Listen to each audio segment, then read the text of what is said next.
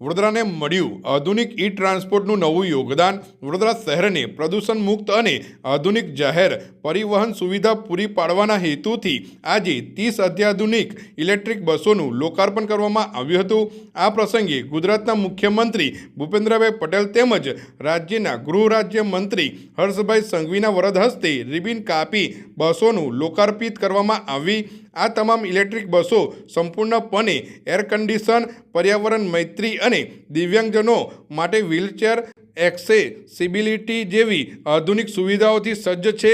લોકાર્પણ બાદ મહાનુભાવો દ્વારા બસમાં સવારી કરી મુસાફરોને ઉપલબ્ધ કરવામાં આવનાર સુવિધાઓનું નિરીક્ષણ પણ કરવામાં આવ્યું હતું। આ પ્રોજેક્ટનો લાભ માત્ર વડોદરા શહેર પૂરતો મર્યાદિત નહીં રહે, પરંતુ ભવિષ્યમાં શહેરની આસપાસ આવેલા તાલુકાઓ સુધી પણ આ ઇલેક્ટ્રિક બસ સેવા વિસ્તારોનું આયોજન કરવામાં આવ્યું છે।